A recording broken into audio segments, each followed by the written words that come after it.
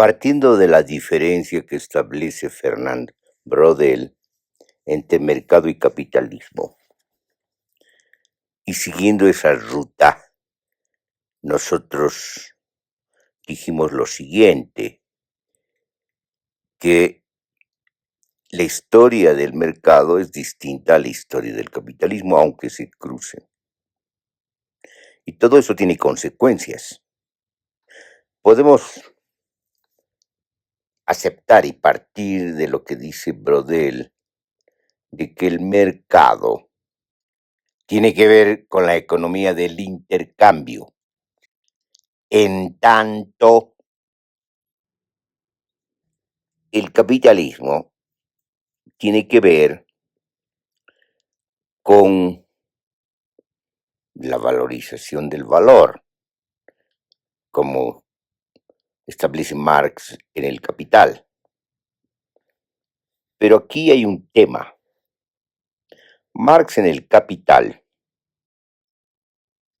parte de la mercancía como célula de la sociedad capitalista. Y si el mercado es distinto al capitalismo, entonces Marx se equivoca al fundar su teoría del valor en esta apreciación del mercado, pero a partir de lo que podemos considerar que es una ficción, es decir, en la ponderación racional de un vendedor y de un comprador. Eso no ocurre en el mercado. El mercado se ha dado espontáneamente hace mucho tiempo y en todas las sociedades. Quizás con cierta excepción o cierta particularidad y singularidad en el continente de Abya Yala. Hay que estudiar. Pero aquí, volviendo al asunto, el tema es el siguiente. Si el capitalismo, como decimos nosotros, y a eso íbamos, nace del Estado y no del mercado, aunque se crucen, ¿no ve? Así como la moneda nace del Estado y no del mercado. Nace no para pagar el intercambio, sino nace para pagar la tributación al déspota. Entonces ahí es el tema.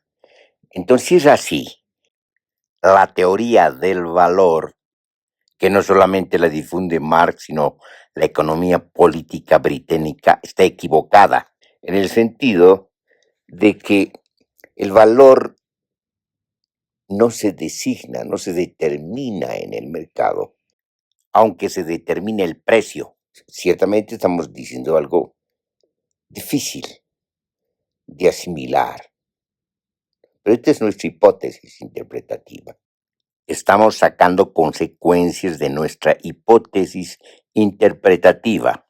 ¿Y qué es lo que decimos? Si hay diferencias, entonces, y si hay historias distintas, si el mercado es distinto al capitalismo, que tiene que ver más bien con la acumulación originaria del capital, como dice Marx, pero también con la acumulación ampliada de capital, como dice Marx. Entonces, la valorización tiene que ver con la acumulación y no tiene que ver con el intercambio. Y la acumulación tiene que ver con el monopolio desde el inicio, desde el nacimiento. No hay acumulación si no hay control. Por lo que el mismo Marx dijo en El Capital, es decir, el control de los medios de producción. También hay un control de la tierra por parte de los terratenientes, en consecuencia un control del mercado de trabajo en la medida que los capitalistas controlan los medios de producción donde van a venir a trabajar los obreros. Por lo tanto, hay un control, porque los trabajadores necesitan vender, como dice Marx, no vamos a discutir el concepto ahora, la fuerza de trabajo. Por lo tanto, vender la fuerza de trabajo como mercancía. Fíjense que dice mercancía. Entonces hay también un equívoco ahí. Al vender la fuerza de trabajo como mercancía, lo hacen porque están obligados a hacerlo en la medida que tienen que reproducirse. Aquí hay todo un tema de narración, de descripción supuesta y ficticia. Lo que hay que hacer es un estudio de lo que ha ocurrido, de cómo acaece todo esto. Nos vamos a encontrar con muchas sorpresas. Otras sorpresas que se mencionan también en el Capital. ¿Cuáles las sorpresas? En la medida que los terratenientes se apropian, ¿no?, de los territorios campesinos mediante imposición del Estado, con apoyo del Estado, entonces los obligan a migrar. ¿Dónde migran? A las ciudades y donde se forma el proletariado, pues. Entonces, cuando ocurre esto, ¿qué es lo que está sucediendo? Lo que está sucediendo es lo que estamos viendo. Lo que estamos viendo es la genealogía del poder, la genealogía del Estado y la genealogía del capital, que tiene que ver con el poder y la dominación, como dice Brodel. Y si es así, el valor y la valorización no tienen que ver con la medida de los precios, la medida en el mercado, sino tiene que ver con otra medida, la medida de la dominación, la medida del poder, la medida del ejercicio de la acumulación, que en realidad es la medida de la dominación, de los desplazamientos de la dominación, de la realización de la dominación en términos de acumulación. Entonces tendríamos que cambiar la teoría del valor, hacer la teoría del valor desde la perspectiva del poder y no desde la perspectiva del mercado como lo hace Marx. Una anotación que debemos agregar: la teoría del valor sigue en discusión. No se ha resuelto el problema de cómo se vuelve el valor en precios.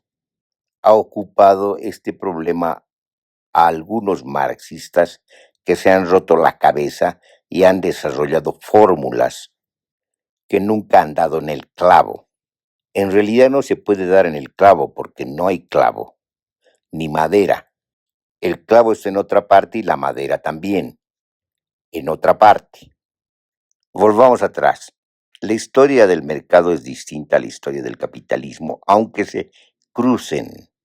En realidad la historia misma es compleja. Hay múltiples historias contenidas. Podríamos decir entremezcladas, entrelazadas, pero son historias distintas cuando se hace la descripción y la narración. En consecuencia, separemos precios de valores. Los precios son empíricos. Los valores corresponden a una construcción racional. En el caso de la teoría de Marx, de la crítica de la economía política, la clave de la valorización consiste en separar valor de uso y valor, donde se encuentra el valor de cambio. Entonces parte de la dicotomía, de la diferenciación entre valor de uso y valor de cambio, entre la utilidad y la ponderación, ahora bien, del precio o del valor. Cuando se acerca el valor al precio mediante esa aproximación del valor de cambio, se da lugar a la premisa de la teoría del valor, que convierte interpretativamente, hipotéticamente, el precio en valor de cambio. Empero, en realidad, el valor de cambio es una deducción del concepto de valor. Pertenece a la teoría del valor. Desde nuestro punto de vista, no puede pertenecer a la descripción del mercado y a las teorías explicativas e interpretativas que pueden darse en torno a la descripción de lo que ocurre en el mercado. Que se tenga que pagar con moneda y no por trueque tiene que ver con la aparición de la moneda, que sirve para pagar tributo. Se usa este recurso tributario para facilitar el intercambio. El trueque se convierte en cambio monetario.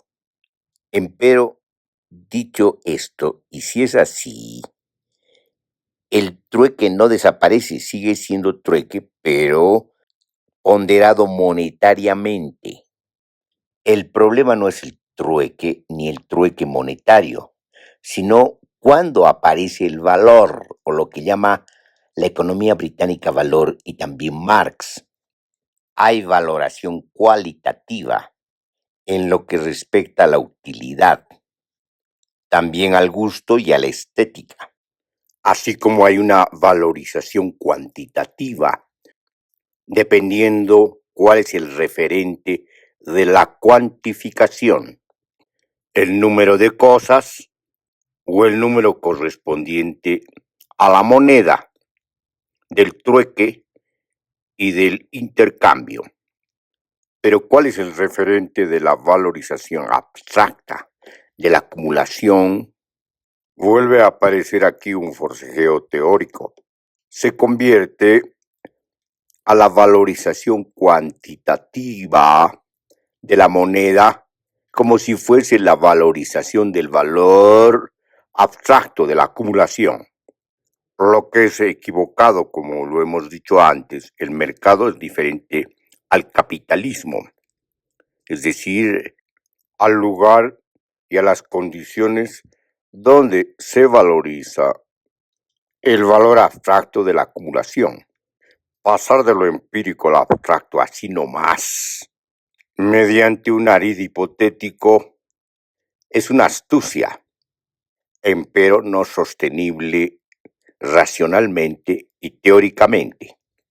La pregunta es al revés, no tanto cuando el precio se convierte en valor, que lo hemos dicho es hipotético, sino cuando el valor se convierte en precio, se usa el precio para medir el valor, cuando hay condiciones de posibilidad para hacerlo. Obviamente tiene que ver con el Estado. De manera más amplia tiene que ver con el poder, con las estructuras de poder. Además, tiene que ver con las prácticas de dominación y los dispositivos de la dominación. Cuando hay control de la tierra, control de los medios de producción, incluso control financiero. Y esto también tiene que ver con el Estado, que es el que acuña monedas y el que imprime dinero. Entonces se trata del control de la masa monetaria y de la masa dineraria. Esto equivale a decir, bueno, ustedes siempre han intercambiado en el mercado, pero ahora tienen que intercambiar a través del Estado, con intervención del Estado, con las monedas y el dinero del Estado. Entonces el Estado incorpora una adulteración en el mercado desde el principio cuando imprime dinero y acuña moneda que en su origen sirven para la tributación. Por eso no es casual lo de los impuestos. El Estado termina añadiendo en los precios de las mercancías que corresponden al intercambio impuestos que van al Estado. Entonces hay una manipulación del control dinerario y del control monetario por parte del Estado. Incorpora, por así decirlo, la ficción del Estado en el mercado, en consecuencia en la sociedad. No es que mercantilice a la sociedad. Estamos diciendo que el mercado tiene su propia historia y el capitalismo su otra historia. Se ha dicho que el capital cosifica a los humanos, cosifica las relaciones sociales, pero aquí hay un problema, porque en realidad se dice que mercantiliza a los humanos, mercantiliza las relaciones entre humanos. No es pues el capital, porque el capital no es un sujeto, es el Estado, que es la otra cara de la medalla del capital. El Estado no es el que mercantiliza, y existe el mercado en la sociedad. En la sociedad, las mercancías se mueven a través de los circuitos y los recorridos que establece el mismo mercado, que es movido por sujetos sociales.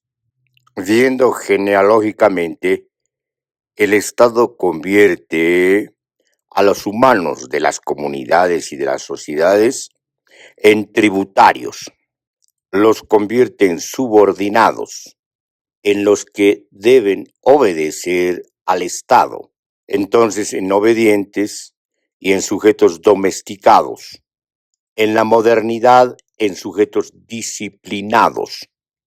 Cuando el Estado es monárquico, los convierte en vasallos. Cuando se da el imperio, en súbditos del imperio. Cuando conquista, puede convertirlos en esclavos. En el nacimiento mismo del sistema mundo capitalista, cuando se conquista el continente de Abya Yala, se convierte a los humanos en exterminables, también en vasallos, en las minas, en los cafetales y en las plantaciones, en esclavos. En consecuencia, el dominio se imprime en los cuerpos, se sella en los cuerpos, se inscribe en la piel, se hunde en el espesor de los cuerpos, constituyendo subjetividades dominadas. El Estado ocasiona una subordinación generalizada. No es correcto decir que actúa sobre cosas una vez convertidos los humanos en cosas, puesto que la dominación se ejerce sobre sujetos sociales. La violencia también se ejerce sobre sujetos sociales. Los sujetos sociales padecen la violencia, la interpretan a su manera, la simbolizan de acuerdo a las interpretaciones culturales. El Estado está constantemente manipulando sujetos. En la sociedad moderna hablamos del Estado moderno, del Estado-nación moderno. Este Estado constituye a las individualidades de la modernidad, pero como efectos colaterales, por así decirlo, ocasiona muchedumbres, ocasiona masas y ocasiona multitudes, sobre todo cuando resisten. La extensión de los imperios coloniales constituye sujetos colonizados. El Estado está constantemente manipulando sujetos, por lo tanto, manipulando imaginarios. No es incorrecto decir, como lo dice Pierre Bourdieu, que el Estado es imaginario, pero lo es en este sentido, en la medida que es un efecto de la manipulación de los dispositivos de poder, una manipulación en los imaginarios de los sujetos sociales. En la sociedad de la modernidad tardía se da un fenómeno que ha observado Lazzarato, que implica la manipulación de las mentes, la colonización de las mentes. Entonces se puede decir que el Estado es un fenómeno subjetivo. Lo que no estamos diciendo que no se da objetivamente el Estado y de acuerdo a la materialidad de los dispositivos de poder y de acuerdo a la concreción de los agenciamientos de poder en las instituciones. Hay pues una composición entre subjetividad y objetividad de la dominación. En esta mezcla de centauro entre subjetividad y objetividad, no hay que olvidar que los dispositivos de poder, las instituciones, son en realidad instrumentos. En el caso que nos ocupa, instrumentos del Estado. En consecuencia, el sujeto Estado, el sujeto del poder y de la dominación, usa los instrumentos, los dispositivos de poder, afectando a los cuerpos, a los espesores del cuerpo, constituyendo subjetividades. Ahora bien, como el Estado es el sujeto de la dominación y del poder, ¿Quién es este sujeto? Obviamente no se trata de la metáfora de Hobbes, el leviatán, el monstruo. No hay tal sujeto monstruoso. Lo que hay es ciertos sujetos coaligados, que son los que ejercen la dominación. Cuando el Estado aparece como una macroinstitución, como una máquina instrumental, como una heurística de los engranajes de poder. Para hacerlo simple, por razones pedagógicas y de ilustración, diremos que estos sujetos sociales de la dominación se invisten como clase dominante, convirtiendo como clases dominadas a los demás sujetos sociales. Esto también es imaginario y a la vez es objetivo.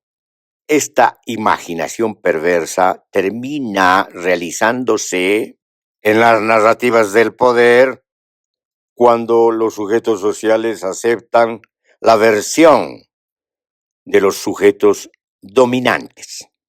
Entonces se produce una dominación imaginaria para reforzar la dominación instrumental, por así decirlo, sencillamente la dominación material.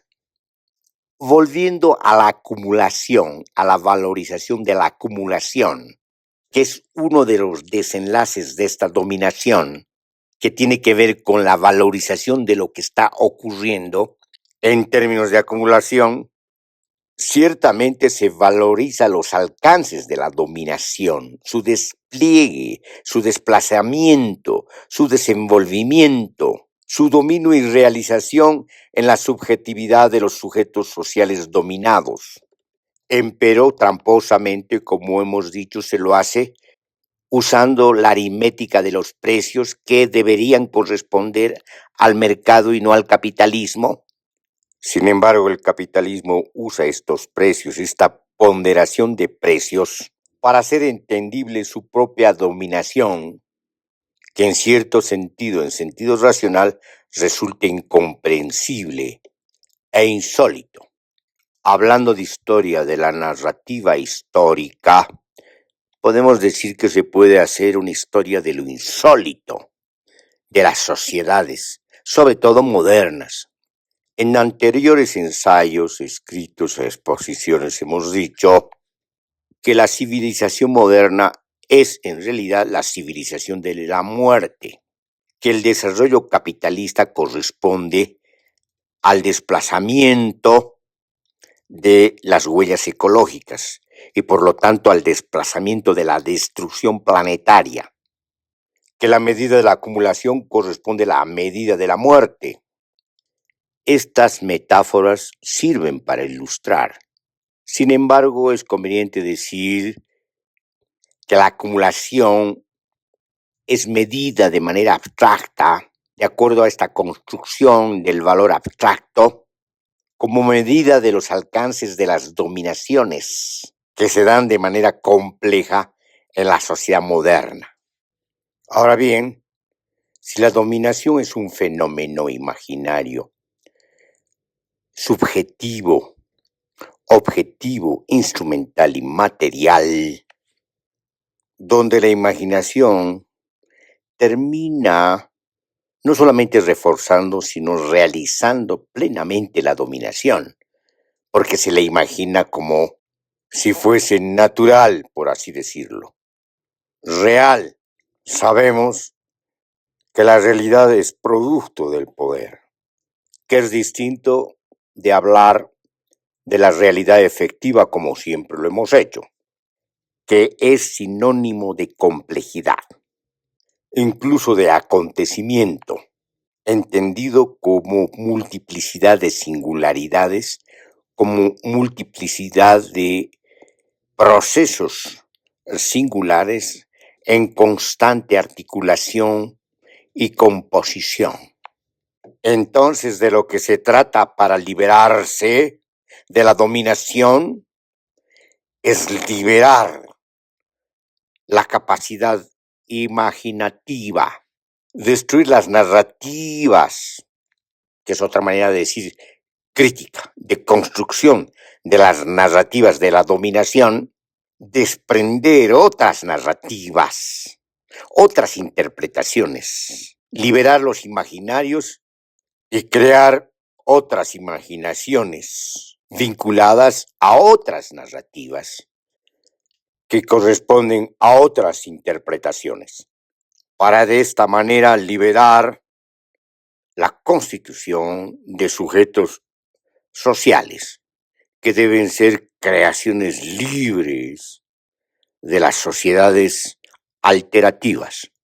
Pasar de la deconstrucción de las narrativas del poder a la diseminación de toda la institucionalidad, la instrumentalidad, los dispositivos de dominación, los agenciamientos concretos de poder. Pasar de la deconstrucción de las narrativas del poder a la destrucción de los mecanismos de poder. Esto equivale a liberar la potencia social y abrirse a horizontes estéticos y a sociedades ecológicas. En conclusión, no se trata de la valorización, de la acumulación, de esta valorización abstracta de la dominación. De lo que se trata es recuperar las valoraciones en el sentido tanto cualitativo como cuantitativo, recuperar la valorización estética y del gusto, así como la valorización cuantitativa, que nos sirve como instrumentalidad descriptiva, estadística y matemática. En pocas palabras, liberémonos de toda valorización ideológica